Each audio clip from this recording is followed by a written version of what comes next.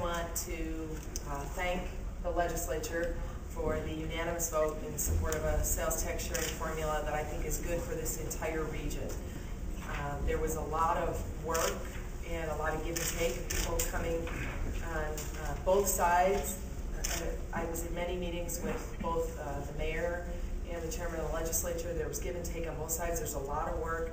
There's reduced revenues. There's more need than ever. There was not going to be an easy solution. And the fact that the chairman put together a majority and unanimous at that is truly impressive because, as we've said all along, you can't possibly make everyone happy. So it's really in the best interest of this community that we just make the right decision. Before I pass the floor, I just want to personally thank Chairman Rhinehart and the legislature for the work. I want to thank Mayor Miner and her team. I have a tremendous team here, led by Bill Fisher, the Deputy County Executive, Jim Rowley, Gordon Cuffey, and the rest of the legal staff here at the county. There has been a lot of work. We've worked nights, we've worked weekends. There's been a lot of conversation, a lot of working, knocking over roadblocks to get to this point. And credit goes to you for delivering a win for all of us today. Thank you. Well, I don't know about that, but I would like to say that, this really was a monster to tackle. These negotiations have gone on several times in the past, these 10-year agreements. This one was extremely difficult and complicated, a lot of moving parts here, and I'd like to thank the county executive and the mayor. I found them both easy to work with.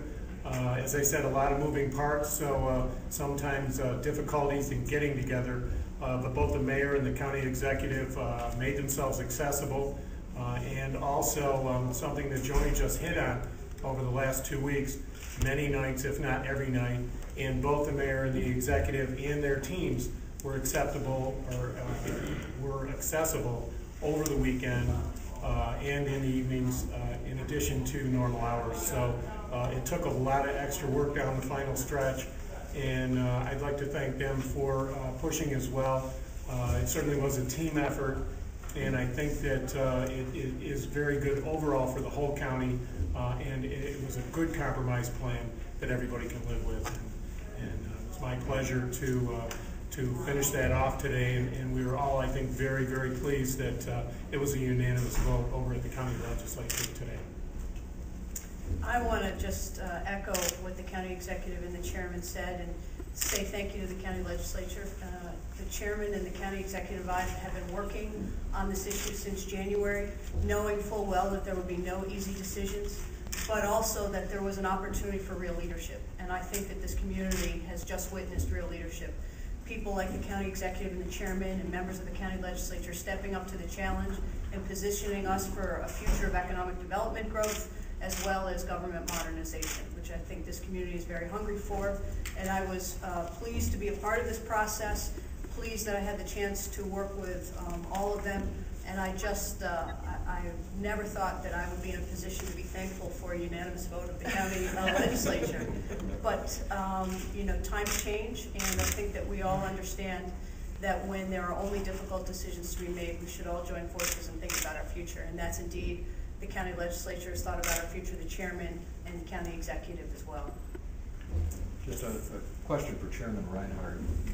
Between last week and this week, where you put a proposal on the table along with some other legislators that effectively reduced the amount of sales tax money going to the city substantially below what had been agreed to by the county executive and the mayor, what brought you back to the point where the money now in the deal for the city is pretty close to that original agreement? What convinced you to go back in that direction? Well, over the course of the last several weeks, I was explaining earlier today, we probably, at the legislature, we probably reviewed 30 plus different proposals. They came from every angle. They were all different, but they were all similar. And so, as I said, this is a very complex issue. And I think what we were looking for right from the get-go was balance. And I think during the course of this process, you did see some proposals, some concepts that were brought up that were extreme. But we looked at everything. and we dealt with everything, and we got to this result, which I think is all about balance. It's good for the city, it's good for the suburban districts, it's good for the county, and I think we got where we wanted to I be. would like to add to that, Tim. As I said to Jim when we first met about this, the sales tax revenue was not going to solve the city's problems. And we were not looking for the sales tax revenue to solve our problems. We are going to have to rethink government. We've been doing that for the 100+ days that I've been in office. We will continue to do that. I dare say that this entire community is going to have to do that. But that is a healthy process that needs to start, rather than simply looking at revenues as a way to prop up government. We should, I think, and we've done that with this proposal, to look at sales tax revenue as a way to position our region for economic development and job growth and smarter government. Your budget is due in just a few days. Could you talk a little bit about, this isn't obviously the worst case scenario, but it is a bit of a cut. It's about a $10 million cut. Yeah, what's going to be the process? Do you know any initial thoughts on what that could mean? Well, it's obviously going to mean $10 million less in revenue and $10 million less in spending that we can do. And so I'll be talking with members of the Common Council tonight and tomorrow about where we can make those changes. I said when I put the budget together and transferred it to the Common Council that it was a budget based on assumptions that we had to make at that time because we had no other choice, but that they should be prepared to be very flexible and understand the position that we're in. So everybody has known all along that there were going to be very tough decisions that had to be made. Did you ever seriously consider just walking away and not attempting at this compromise? No, I'm not somebody who walks away. But I think the basis of your question is, did I ever seriously consider preemption? Absolutely. And I had briefed the council on it. We had correspondence with the state tax people about how we had to go about doing it.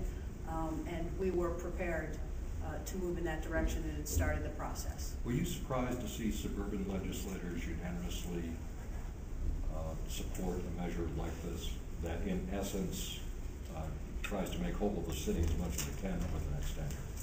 I was surprised, but I always thought it was possible. And during the conversations that I had with the county executive and the conversations that I had with the chairman and members of the legislature, and for that matter, when I was asked publicly about this in the media, I said this is a time for people to stand up and be real leaders. And I thought that the county legislature had that in them. This is a very difficult process, having been through this kind of agonizing process of making tough choices about tax increases and spending and issues like that. I'm very familiar with the process. I had the highest of hopes for the county legislature that they would all indeed end up standing up for the entire region and not small parochial interests. I will tell you, I never in my wildest imagination thought that it would be unanimous. And the fact that it was unanimous is a testament to the Chairman Rhinehart's leadership and the county executive's leadership. I would have taken just one additional. I didn't need a landslide. One more question, and the chairman has to get back over to the legislature. Oh, right. Can you take us back to when you two started talking about this? It was probably the year 2000. No, you joined the council in 2002. Yeah. I think probably January 3rd, which was the first Monday that I was mayor. And then What happened? Joni and I got together. I ran into Joni and she said, I have by my phone a whole list of things I want to talk to you about. And the longer it is that we don't meet, the longer the list gets. So we met. The chairman and I met shortly thereafter in January, had a lunch at Kitty Hoynes to just talk about, sort of the lay of the land and what I was thinking, what he was thinking in the process. And I didn't get lunch. Sorry. Concepts, the way that I approached it with the chairman and with the county executive, I guess the way that we approached it was to first think about our goals and then the rationale for a split based on those goals. And then talking about that, and the sort of the last part of it was the last but arguably the most important part of it was putting numbers behind those. All right, thank you. Thank you.